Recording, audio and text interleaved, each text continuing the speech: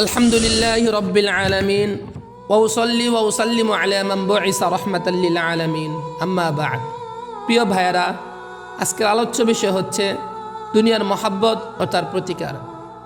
দুনিয়ার মহাব্বতের ক্ষতি, ইবাদতের মধ্যে উদাসীনতা সৃষ্টি হয়। সূরা ইউনূসের ৭ নং আয়াত আল্লাহ তাআলা বলেন, ইন্নাল্লাযীনা লা ইয়ারজুনা লিকাআনা ওয়ারাদু বিল হায়াতিদ দুনিয়া ওয়া তুমাআন্নু বিহা ওয়াল্লাযীনা হুম আন আয়াতিনা গাফিলুন।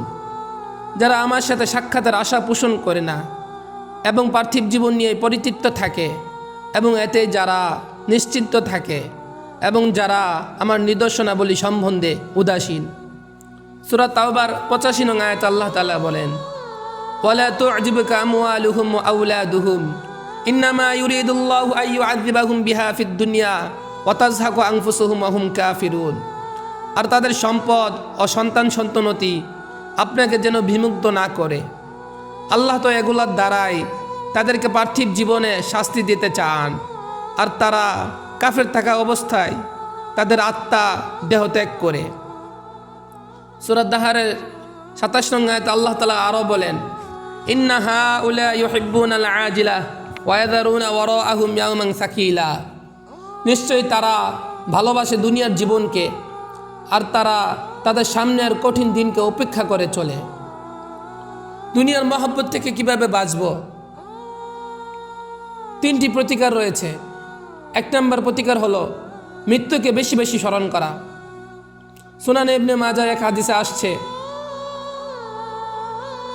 আবু হুরায়রা রাদিয়াল্লাহু তাআলা আনহু থেকে বর্ণিত, তিনি বলেন, রাসূলুল্লাহ সাল্লাল্লাহু আলাইহি সাল্লাম বলেছেন, আকসিরু যিকরা হাদিমিল লাযযাত ইয়ানিল মাউত। তোমরা বেশি করে স্বাদ হরণকারী বিষয় অর্থাৎ মৃত্যুর আলোচনা করবে। ২ নম্বর প্রতিকার হলো কবর জিয়ারত করা। মুসনাদ আহমদ কিতাবে এক হাদিসে আসছে, বুরাইদা ইবনে হুসাইব রাদিয়াল্লাহু তাআলা আনহু থেকে বর্ণিত, তিনি বলেন, রাসূলুল্লাহ সাল্লাল্লাহু আলাইহি সাল্লাম বলেছেন, ইন্নী কুনতু নাহাইতুকুম আন জিয়ারাতিল কুবুর ফাজুরুহা ফাইন্নাহা তুযাক্কিরুল আখিরাহ। রাসূলুল্লাহ সাল্লাল্লাহু আলাইহি সাল্লাম বলেছেন, আমি তোমাদেরকে কবর জিয়ারত করতে নিষেধ করেছিলাম, কিন্তু এখন থেকে তোমরা কবর জিয়ারত করো, কেননা তা আখিরাতের কথাকে মনে করিয়ে দেয়। ৩ নম্বর প্রতিকার হলো নিজেকে মুসাফির মনে করা। আব্দুল্লাহ ইবনে উমর রাদিয়াল্লাহু তাআলা আনহু থেকে বর্ণিত, তিনি বলেন, আখাযা রাসূলুল্লাহ সাল্লাল্লাহু আলাইহি সাল্লাম বিমানকিবি ফাকালা কুন ফিদ দুনিয়া কাআন্নাকা গরীব আও আবিরু সাবিল। وكان ابن عمر يقول إذا أمسيت فلا تنتظر الصباح وإذا أصبحت فلا تنتظر المساء وخذ من صحتك لمرضك ومن حياتك لموتك। রাসূলুল্লাহ সাল্লাল্লাহু আলাইহি সাল্লাম কোনো একদিন আমার উভয় কাঁধ ধরে বললেন, তুমি এই দুনিয়াতে একজন মুসাফির অথবা পথযাত্রীর মতো থাকো।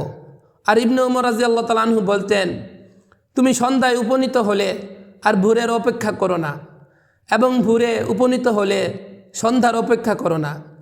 তোমার সুস্থতার অবকাশে পীড়িত অবস্থার জন্য সঞ্চয় করে রেখো, আর জীবিত অবস্থায় তোমার মৃত্যুর জন্য প্রস্তুতি নিও।